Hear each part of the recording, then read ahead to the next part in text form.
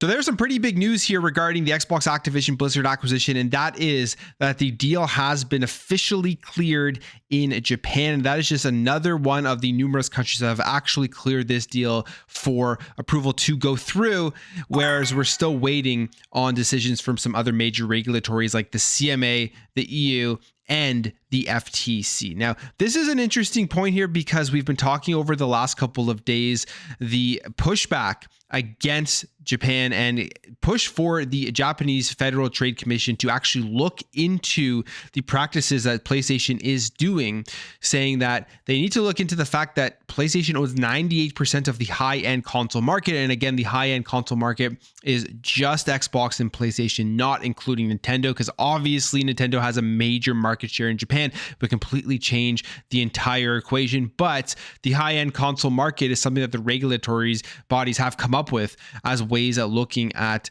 the difference between Xbox and PlayStation. And the Congress members want there to be an investigation into the functions of what PlayStation is doing there. Are they doing things that are anti-competitive? Now, the reality of the situation is maybe nothing is going to come out of this. And to be completely fair, they are looking at exclusive stuff and withholding games from Xbox, but this has been a part of the industry forever. So the argument that PlayStation is taking part in anti-competitive stuff with like things like Square Enix and Final Fantasy probably will be very, very hard to argue. It could just be political posturing, just like you could argue with Lena Khan and the FTC political posturing to show that they are powerful and that they want to put their stamp on this deal on their resume to say, hey, look, well, this is what we did with the biggest acquisition in gaming history of the $70 billion. We forced Microsoft to make these insane remedies and adjust their entire deal to acquire Activision Blizzard. I personally don't believe it's going to go all the way to court. I think that they're going to come to a agreement before it gets to court, specifically because we are seeing the CMA get closer to approving or at least change their viewpoints with the console market stuff, and the EU seemingly is going to be approving this based off of some articles that we read in the previous weeks. But the Japanese Federal Trade Commission has now cleared this deal, and this is a thread here from Florian Mueller, who I'll just read through this because obviously a lot of the stuff that they have released is in Japanese, so I don't understand it, but there are some translations in this thread, so we'll go through. He says, these are dreadful days for Sony, not for the PlayStation and its fans.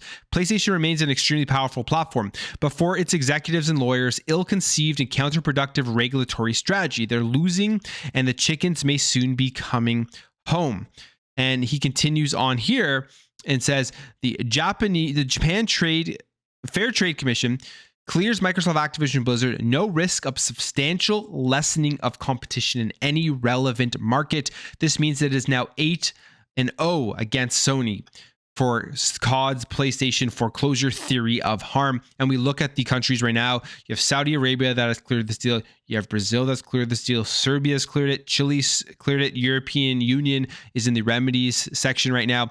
The northern, district of California has dismissed the case of the gamers, saying that there's going to be this theory of harm and it's going to be anti-competitive. We saw that last week as well. And then the UK has updated their provisional findings to get rid of the significant lessening of competition in regards to the console market. So that is a big win again for Xbox. Now, this is the summary. It has been translated. I will try to zoom in here. There isn't really much to go over here, as again, it was all translated from Japanese, but they're just kind of explaining everything, all the definitions, what is going on here, the overview, the background of the case, and then the conclusion, which says the JFTC determined that the conduct of this case would not substantially restrain competition in certain fields of trade. And here's a tweet here with, again, the translation of their conclusion. And it says, update MS-ABK. According to this, the JFTC press release, the phase 1 review process began on March 10th, 2023, and was cleared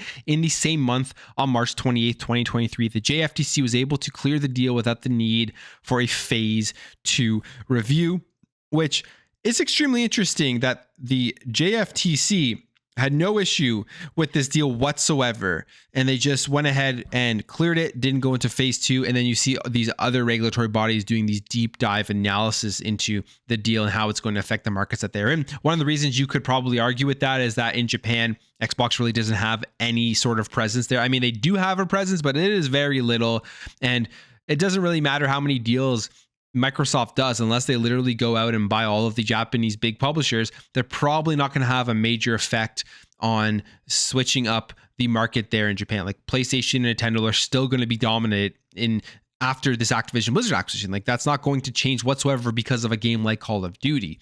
Now, the other side of the thing here is that you look at the JFTC, which go ahead and absolutely prove it, and then you still have the FTC out there suing Microsoft to block this deal. And we'll see how all of that plays out, especially with Congress pushing them to go and look into the relations of PlayStation and Sony in Japan and some of the stuff that they take part in and whether those things are anti-competitive. But at the end of the day, this is just another win for PlayStation as they have gone here and added to the list of countries that have cleared this deal. It is now 8-0 for Microsoft. They have a perfect record in terms of getting this deal cleared, and we'll see what happens with the European Union, the CMA, and the FTC. But I just want to bring this news to you guys. So if you enjoyed this video, hit that thumbs up. If you're new here, hit that subscribe, and I'll catch you guys in the next video.